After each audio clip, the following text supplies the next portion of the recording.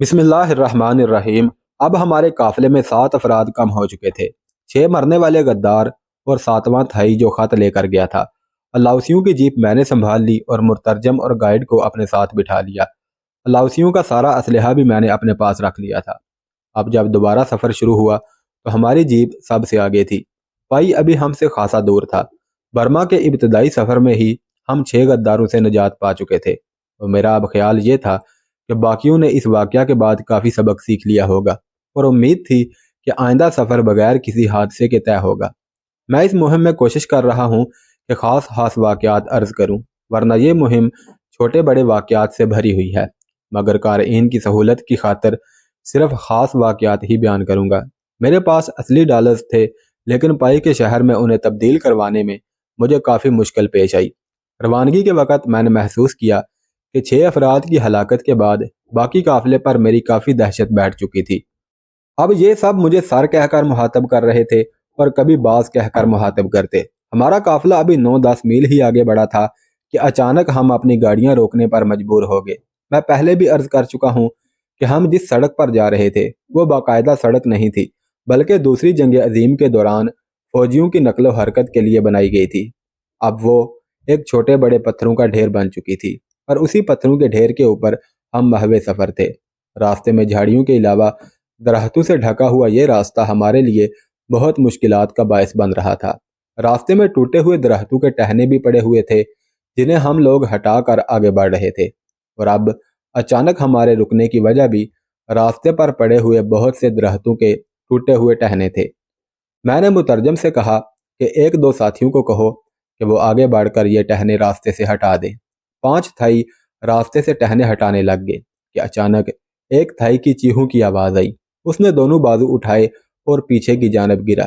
चंद लम्हे तड़पा और फिर ठंडा हो गया। हम सब उसकी तरफ दौड़े। उसके एक हाथ पर अभी तक एक मुटियाले रंग के तकरीबन 7 इंच लंबे जहरीले सांप ने अपने दांत गाड़े हुए थे। सब थाई उससे बकदरे फासले पर खड़े हो गए। मैंने आगे बढ़ना चाहा तो मुदरजम ने मुझे बाजू से पकड़कर रोक दिया। खौफ की वजह से उसके मुंह से आवाज़ नहीं निकल रही थी।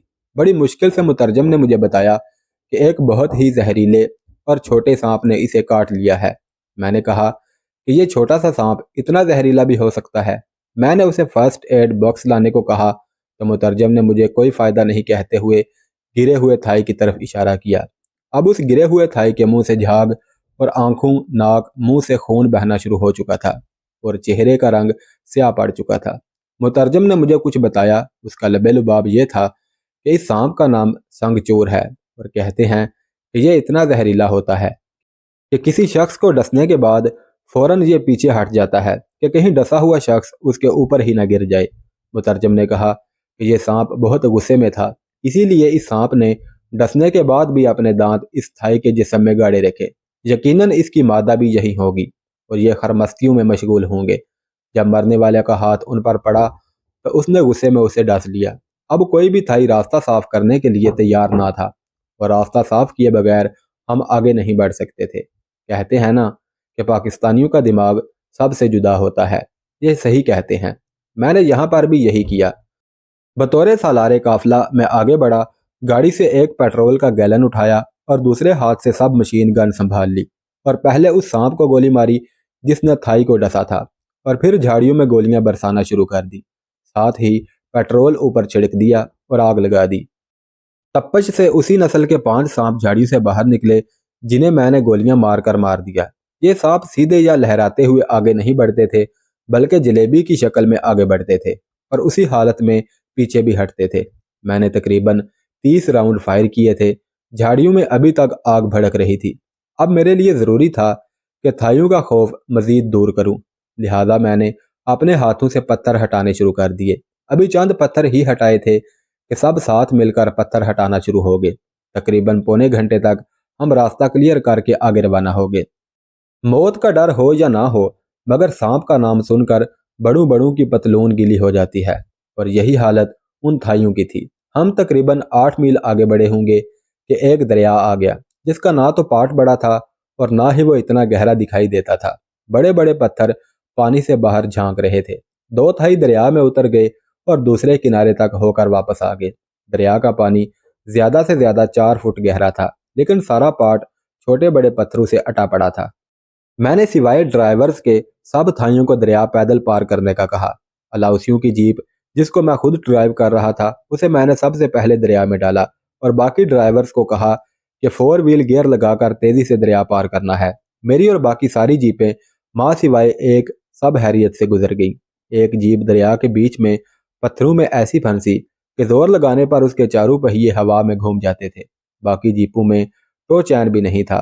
الاؤسیوں کی جیپ میں ایک لوہے کا چرہی رسا تھا، جس کے کنڈے کو اس جیپ کے ساتھ پھنسا کر دوسری جیپ سے باندھ کر تھوڑا زور لگوایا تو پھنسی ہوئی جیپ جوں ہی پتھروں سے آزاد ہوئی تو پھر وہ اپنی طاقت پر کنارے آ لگی۔ ہم دریا پار کر کے کنارے پر تھوڑی دیر کے لیے رکے، پانی پیا اور چائے بنا کر پی اور پھر عازم سفر ہو گئے۔ گائیڈ کے مطابق چند میل دور ایک اور دریا ہے جو اس سے بھی زیادہ بڑا ہے، لیکن گہرائی زیادہ نہیں۔ وہ بھی دریا ہم نے عبور کر لیا، لیکن ایک پھنسی ہوئی جیپ کو دھکا لگاتے ہوئے ایک تھائی کا پاؤں اس جیپ کے ٹائر کے نیچے آ کر کچلا گیا۔ اس کو ہم نے پائی پہنچ کر ایک ڈاکٹر کے پاس علاج کے لیے چھوڑا اور آگے روانہ ہو گئے۔ ہماری واپسی تک وہ تھائی ڈاکٹر کے پاس زیر علاج رہا۔ ڈاکٹر نے اس کا پاؤں ناقابل علاج دیکھ کر کاٹ دیا تھا۔ دریا عبور کر کے راستے میں رات کو پڑاؤ کر کے اگلی صبح 10 بجے ہم پائی پہنچے۔ یہ خاصا بڑا قصبہ تھا۔ خرید و فروخت کے لیے دکانوں کے علاوہ یہاں ایک سینما ہال بھی تھا۔ ہم سب نے ہوٹل میں ٹھہرنے کا فیصلہ کیا۔ ہوٹل کیا تھا؟ بغیر کسی فرنیچر کے 4 بڑے بڑے کمرے تھے، سارے خالی تھے۔ میں نے چاروں کمرے لے لیے، ایک اپنے لیے اور باقی ساتھیوں کے لیے۔ ہمیں کمرے لیے ابھی تھوڑی دیر ہی ہوئی تھی کہ پولیس کے چند اہلکار آ گئے۔ ہمارے پاس صرف ایک پاسپورٹ تھا، وہ بھی میرا اور مائیکل رابرٹ کے نام سے، لیکن پولیس والوں نے نہ تو پاسپورٹ چیک کیے اور نہ ہی ہمارا اسلحہ چیک کیا۔ وہ ہم سے کچھ اینٹھنا چاہتے تھے۔ مترجم کے کہنے پر میں نے اسے 100 امریکی ڈالر کا ایک نوٹ دیا۔ اس نے امریکی ڈالر کو الٹ پلٹ کر دیکھا اور مجھے واپس کرتے ہوئے مترجم کے ذریعے کہا کہ ایسے ڈالر تو ہزاروں کی تعداد میں ہمارے پاس ہیں، جن سے ہمارے بچے کھیلتے ہیں۔ میرے اور مترجم کے لاکھ یقین دلانے پر بھی وہ مطمئن نہ ہوئے اور آخر فیصلہ ہوا کہ ایک برٹش پادری جو قریبی چرچ میں رہتا ہے، اگر وہ کہہ دے کہ ڈالر اصلی ہے تو ہم لیں گے۔ آخر تھک ہار کر ہم ان کے سامنے ہتھیار ڈالتے ہوئے ان پولیس والوں کے ساتھ پادری کے پاس جانے کے لیے تیار ہو گئے۔ میں مترجم کو ساتھ لے کر پولیس والوں کے ہمراہ چرچ کی طرف روانہ ہو گیا۔ چرچ سے ملحقہ پادری کی چھوٹی سی رہائش گاہ تھی۔ ہمارے 3-4 بار دستک دینے پر پادری باہر آیا۔ لگ بھگ 40 برس کا یہ پادری ہم 2 اجنبیوں کو پولیس والوں کے ساتھ دیکھ کر ٹھٹک گیا۔ اس کے پوچھنے پر میں نے انگریزی میں بتایا ہم مسافر ہیں اور 1-2 روز پائی میں ٹھہر کر آگے روانہ ہو جانا ہے۔ میں ان پولیس والوں کو ہمیں بلا وجہ تنگ نہ کرنے کے لیے 100 امریکی ڈالر دے رہا ہوں، لیکن یہ نوٹ کو جعلی سمجھ رہے ہیں اور آپ کے پاس نوٹ کے اصلی ہونے کی تصدیق کے لیے آئے ہیں۔ یہ کہتے ہوئے میں نے نوٹ پادری کے سامنے کر دیا۔ ہماری یہ گفتگو دروازے میں کھڑے کھڑے ہوئی تھی۔ نوٹ لے کر پادری نے الٹ پلٹ کر دیکھا اور ہمیں اندر آنے کی دعوت دی اور اپنے مختصر ڈرائنگ روم میں ہمیں بٹھا کر بولا یہ نوٹ اصلی ہے، مگر میری تصدیق کے بغیر پولیس والے اسے نہیں لیں گے اور میں اپنی مالی ضروریات کی وجہ سے یوں ہی تصدیق نہیں کروں گا اور میرے تصدیق کرنے کا معاوضہ بھی 100 ڈالر ہوگا۔ میرا دل تو چاہا کہ اس پادری کی ایسی پٹائی کروں جسے اس کی آنے والی نسلیں بھی نہ بھول سکے، لیکن ہم برما میں بغیر کسی بڑی وجہ کے کوئی خطرہ مول نہیں لینا چاہتے تھے، اس لیے مجبوراً مجھے پادری کی بلیک میلنگ کو ماننا پڑا۔ میں نے اسبات میں سر ہلایا تو پادری نے برمی زبان میں پولیس والوں کو کچھ کہا۔ انہوں نے سر ہلا کر ہاں کہا تو پادری نوٹ لے کر اندرونی کمرے میں چلا گیا اور تھوڑی دیر میں برمی کرنسی کیات کا ایک بنڈل لا کر پولیس والوں کو دے دیا۔ یہ 40,000 کیات تھے۔ پولیس والوں نے پادری اور ہم سے جھک کر مصافحہ کیا اور چلے گئے۔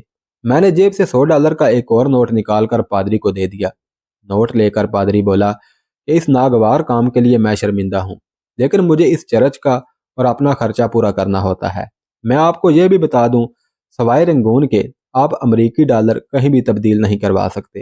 میں آپ کو 400 کیات فی ڈالر دے سکتا ہوں، اگر ضرورت ہو تو کل دوپہر 1 بجے میرے پاس آ جانا، لیکن ابھی مجھے صرف یہ بتا دیں کہ آپ نے کتنے ڈالر تبدیل کروانے ہیں۔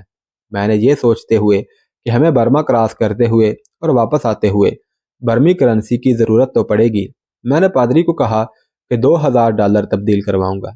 پادری نے ہم سے مصافحہ کیا اور اگلے روز آنے کا کہہ کر ہم کو رخصت کیا۔ میں نے محسوس کیا کہ قافلے کے 6 افراد کو ہلاک کرنے کے بعد باقی قافلے والے مجھ سے ڈر کر میرے ہر حکم کو بلا چوں چراں مان رہے تھے۔ وہیں پر میرے اور ان کے درمیان ایک خلیج حائل ہو رہی تھی۔ حالات ایسے تھے کہ صرف رعب اور دبدبے سے ہی کام نہیں چل سکتا تھا، اس لیے مجھے اب شیر جیسی دلیری کے ساتھ لومڑی جیسی چلاکی سے کام لینا تھا۔ اس کام کا آغاز میں نے اپنے مترجم سے کیا اور کہا کہ تمہاری وفاداری دیکھتے ہوئے میں تمہیں ابھی سے اپنا نمبر 2 مقرر کرتا ہوں۔ تم اس بات کا اعلان باقی ساتھیوں میں بھی کر دو اور سب کو کہہ دو کہ مشن سے کامیاب واپس آنے پر سب کو 1500 امریکی ڈالر دوں گا۔ میرا ماضی کا تجربہ تھا کہ جب کسی اپنے جونیئر کو اس کی تعریف کر کے اپنا نائب بنا لیا جائے تو وہ آپ کو خوش کرنے کے لیے بہت دل و جان سے کام کرتا ہے۔ مترجم ہونے کے باعث وہ میرے اور باقی قافلے والوں کے درمیان رابطے کا ذریعہ تھا۔ اب نمبر 2 بنا کر میں نے اسے چھوٹے چھوٹے فیصلے کرنے کی بھی اجازت دے دی تھی۔ اگلی صبح وہ مجھے بتائے بغیر جیپوں کو سروس کے لیے لے گیا اور میں 2000 ڈالر لے کر پادری کے پاس گیا اور اسے 2000 ڈالر دے کر 8 لاکھ کیات لے کر واپس آ گیا۔ میں نے نمبر 2 کو 3 لاکھ کیات باقی قافلے والوں کے سامنے دیتے ہوئے کہا کہ گاڑیوں کی مرمت اور صفائی اور کینوں میں پٹرول بھروانے کے علاوہ 1 لاکھ کیات سب میں برابر تقسیم کر دے اور باقی اپنے پاس رکھے اور راستے میں جس چیز کی ضرورت ہو خرید لے۔ میں نے اسے مزید 1 لاکھ کیات ڈاکٹر کے پاس تیرے علاج، ساتھی کے قیام اور طعام کے لیے دیے۔ میں یہاں بتاتا چلوں کہ انٹرنیشنل مارکیٹ میں برمی کرنسی کی کوئی ویلیو نہیں تھی، لیکن برما کے اندر 1 لاکھ کیات رکھنے والا خاصا امیر سمجھا جاتا تھا۔ میں نے مترجم کو کہا کہ زخمی ساتھی کو 1 لاکھ کیات دینے والی بات بھی سب کو بتا دے تاکہ سب کو معلوم ہو جائے کہ میں صرف اپنے حکم کی بجا آوری نہیں چاہتا بلکہ اپنے ہمراہیوں کا خیال بھی رکھتا ہوں۔ اس شام سارے ہمراہی شہر میں گھومنے اور پینے پلانے کے لیے نمبر 2 سے اجازت لے کر چلے گئے۔ نمبر 2 بھی مجھے بتا کر ان کے ساتھ ہی چلا گیا اور میں اپنے کمرے میں لیٹا اس سفر میں آنے والی مشکلات کے بارے میں احاطہ کرنے لگا۔ میں نے چیانگ رائی سے چلتے وقت دہلی میں کیسر کو فون کر کے کہا تھا کہ وہ اپنے ساتھیوں کے ساتھ 10 دن کے اندر کالا دان پہنچ جائے اور کسی ہوٹل میں ٹھہرے۔ میں بھی اس وقت تک کالا دان پہنچ جاؤں گا۔ ہم میں سے جو بھی پہلے پہنچے وہ دوسرے کا انتظار کرے۔ میں بہت مجبوری میں تھائیوں کے ہمراہ جا رہا تھا، لیکن اصل مہم کے لیے میں صرف اپنے آزمودہ ساتھیوں پر ہی اعتبار کر سکتا تھا۔ واپسی پر ساتھ راجہ کی فیملی اور جواہرات ہونے تھے، اس لیے میری ذمہ داری بڑھ جانی تھی۔ انہی خیالات میں کھویا ہوا تھا کہ مجھے نیند نے آ گھیرا اور صبح اس وقت جاگا جب دروازے پر دستک ہو رہی تھی۔ اٹھ کر دروازہ کھولا تو نمبر 2 کھڑا تھا۔ اس نے بتایا کہ گزشتہ رات ایک شراب خانے میں 2 تھائیوں کی برمیوں کے ساتھ منہ چلائی ہو گئی۔ ابھی بات ہاتھا پائی تک نہیں پہنچی تھی کہ وہاں موجود برمی پولیس والوں نے ہمارے ساتھیوں کو پکڑ لیا اور انہیں لے کر آپ کے پاس آئے ہیں۔ میں جلدی جلدی تیار ہو کر نیچے آیا تو 2 پولیس والے میرے ساتھیوں کو لیے بیٹھے ہوئے تھے۔ ہوٹل والے جو کہ انگریزی جانتا تھا، اس کے ذریعے پولیس والوں نے بتایا کہ آپ کے ساتھی جھگڑا کرتے ہوئے پکڑے گئے ہیں اور ابھی تک ہم نے کوئی کاغذی کارروائی نہیں کی ہے۔ میں نے پوچھا کہ وہ مجھ سے کیا چاہتے ہیں تو انہوں نے کہا سم منی، یعنی اور 100 ڈالر۔ میں کمرے میں گیا اور 1 لاکھ کیات لا کر پولیس والوں کو دے دیے۔ وہ پیسے لے کر چلے گئے۔ اب میرا یہاں مزید ٹھہرنے کا بالکل موڈ نہیں تھا، کیونکہ یہاں ٹھہرنا مطلب روز پولیس والوں کو رشوت دینا تھا۔ یہی سوچتے ہوئے میں نے نمبر 2 کو کہا کہ اب سے ٹھیک 2 گھنٹے بعد ہم نے یہاں سے کوچ کرنا ہے، لہذا تیاری کر لیں۔ سب نے جلدی جلدی رہتے سفر باندھا اور ٹھیک 9 بجے ہم ٹوانگ پاس کے لیے روانہ ہو گئے۔ اب ہمیں انگپ پاس کے پہاڑی درے سے گزر کر ٹوانگ پاس جانا تھا۔ میری معلومات کے مطابق یہ پہاڑی درہ صوبہ ارکان میں جانے کا واحد ذریعہ تھا۔ صوبہ ارکان میں باقی برما کی نسبت مسلم آبادی زیادہ تھی اور فوجی جنتا کا بھی اس صوبے پر بہت کم ہولڈ تھا، اس لیے حکومت نے باقی ملک کی نسبت اس صوبے کو بہت کم سہولیات دی تھی۔ ٹوانگ پاس کے درے پر کافی فوجی تعینات تھے اور ان کی چیکنگ کے بغیر اس درے سے گزرنا ناممکن تھا۔ مترجم اور گائیڈ سے مشورے کے بعد میں نے فیصلہ کیا کہ درے اور پائی کے درمیان ایک چھوٹے سے قصبے پوڈوانگ میں رکا جائے۔ میں اور گائیڈ آگے جا کر درے کی صورتحال اور چیکنگ کا معیار دیکھیں اور کوشش کریں کچھ فوجیوں کو ساتھ ملا کر بغیر چیکنگ کے گزر جائیں۔ ہم تقریباً 3 گھنٹے سفر کے بعد پوڈوانگ میں پہنچے۔ پوڈوانگ ایک چھوٹا سا قصبہ تھا اور اس میں بھی ایک چرچ تھا۔ ہم نے چرچ کے باہر جیپیں روکی اور میں پادری سے ملنے چرچ کے اندر چلا گیا۔ پادری کو میں نے اپنا پاسپورٹ دکھایا اور کہا کہ میں پاکستان کے ایک عیسائی فرقے سے تعلق رکھتا ہوں اور آسام میں ایک عیسائی بستی کے مکینوں کے لیے کارڈینل کو بھیجی گئی مدد کی اپیل کے جواب میں ان کے پاس جا رہا ہوں۔ مجھے درے سے گزرنے کے لیے اس کی مدد درکار ہے۔ یہ پادری رومن کیتھولک تھا اور سیونتھ ڈے والوں سے ان کا مذہبی اختلاف بالکل ایسے ہی تھا جیسے پاکستان میں سنیوں اور شیعوں کا ہے۔ کوڈوانگ میں پادری سے راہداری حاصل کرنے کی بات کی تو پادری نے ہیلپ کرنے سے صاف انکار کر دیا۔ میں پریشانی کے عالم میں چرچ سے باہر آیا تو گائیڈ نے میری پریشانی بھانپتے ہوئے کہا کہ وہ اس درے سے کئی بار گزر چکا ہے اور جب بھی اسے کسی نے روکنے کی کوشش کی تو اس نے خنسا کی تصویر جس کی پشت پر ہنسا نے اپنے ہاتھ سے لکھا ہوا ہے فوجیوں کے افسر کو دکھائی تو تصویر دیکھ کر اور عبارت پڑھ کر اس نے ہمیں جانے کی فوری اجازت دے دیا کرتے تھے۔ مجھے یک لحظت خیال آیا کہ خنسا نے فوجیوں سے بچنے کے لیے مجھے بھی 2 خطوط دیے تھے۔ میں نے پہلے گائیڈ کے پاس خنسا کی تصویر اور اگر اس سے کام نہ چل سکا تو خطوط دکھانے کا فیصلہ کر لیا۔ میں نے گائیڈ کو کہا کہ ہم دونوں فوجی افسروں کے پاس چلیں گے جبکہ باقی قافلہ 1 میل کے فاصلے پر رک جائے گا۔ پہلے تم اپنی ترکیب سے کام نکالنے کی کوشش کرنا، اگر اس طرح کامیابی نہ ہوئی تو پھر میں کچھ تدبیر کروں گا۔ تھوڑی دیر بعد ہمارا قافلہ درے کی جانب روانہ ہو گیا۔ درے کے قریب پہنچ کر گائیڈ نے قافلہ رکوا دیا اور میں گائیڈ کے ہمراہ درے کے آغاز پر موجود فوجی چوکی کی جانب بڑھ گیا جہاں پر بقول گائیڈ ان کا افسر بیٹھتا تھا۔ وہاں پہنچ کر معلوم ہوا کہ پہلے والے افسر کا تو کب کا ٹرانسفر ہو چکا ہے اور اس کی جگہ نیا افسر میجر آیا ہے اور آج ایک جنرل بھی معائنہ کے لیے آیا ہوا ہے۔ اپنی پہچان والے افسر کا نہ ہونے کا سن کر گائیڈ تو مایوس ہو گیا اور مجھے واپس چلنے کا کہا، لیکن میں نے جنرل کو ملنے کا فیصلہ کر لیا۔ خنسا کوئی معمولی آدمی تو نہ تھا، یقیناً خنسا کے دیے ہوئے خط معمولی افسران کے لیے تو نہ تھے، ٹاپ براس کے لیے ہوں گے۔ میں نے ان خطوط پر نام دیکھے تو وہ 2 جنرلوں کے نام تھے۔ گائیڈ کو باہر چھوڑ کر میں چوکی کے ساتھ بنے ہوئے میس کے اندر چلا گیا۔ میں نے اے ڈی سی کو ایک سادہ کاغذ پر اپنا نام اور خنسا کا دوست لکھ کر دوسرے خط کے ساتھ دیا۔ میجر جنرل نے مجھے 10 منٹ میں ہی اندر بلا لیا۔ وہ 40-45 سالہ پڑھا لکھا اور مسکراتا ہوا شخص تھا۔ مجھ سے رسمی تعارف کے بعد پوچھا وسکی یا چائے؟ جواب میں نے کہا بس آپ کی مسکراہٹ۔ وہ کھلکھلا کر ہنس پڑا تو میں نے اسے خنسا کا خط دیا۔ ایڈریس پڑھ کر اس نے کہا یہ خط میرے لیے نہیں ہے لیکن میں خنسا کا دوست ہوں اور اس کی تحریر پہچانتا ہوں، بولو کیا کام ہے؟ میرے ساتھ خنسا کے مال کی ایک کھیپ ہے جسے آسام کے راستے بھارت پہنچانا ہے۔ اگر بغیر چیکنگ اور بعض پرس کے ہمیں درے سے گزر جانے دیا جائے تو میں مشکور ہوں گا۔ ہمارے پاس پاسپورٹ نہیں ہے کیونکہ ایسے کاموں کے لیے پاسپورٹ کوئی معنی نہیں رکھتا۔ اس نے پورے تحمل اور یقین سے کہا خنسا کا دوست میرا اور میرا دوست خنسا کا دوست ہے۔ آپ کو نہ صرف بغیر پریشانی کے درے سے گزرنے دیا جائے گا بلکہ برما کی سرحد تک میرا ایک جوان اور ایک افسر آپ کی حفاظت کے لیے آپ لوگوں کے ساتھ جائے گا۔ جنرل کی یہ بہت بڑی پیشکش تھی مگر میں نے موقع کی مناسبت کے حساب سے جنرل سے کہا کہ میں آپ کے اس احسان کا بہت زیادہ مشکور ہوں۔ آپ ایک راہ نامہ لکھ کر بطور راہداری دے دیں تو یہی کافی ہوگا۔ ہم نے صوبہ اراکان سے کام کرنے کے لیے مزید مزدور اور گائیڈ لینے ہیں۔ وہ آپ کے فوجی جوان کے ساتھ ہونے سے کام کرنے میں کترائیں گے۔ وہ مان گیا اور اس نے ایک ہاتھ لکھ دیا کہ یہ لوگ ہمارے اور خنسا کے خاص آدمی ہیں، انہیں بغیر چیکنگ کے گزر جانے دیا جائے اور ضرورت پڑنے پر ان کی ہر ممکن مدد بھی کی جائے۔ جنرل بولا مجھے یقین ہے کہ اس خط کی وجہ سے آپ لوگوں کو فوج اور سول کی طرف سے کوئی پریشانی نہیں ہوگی۔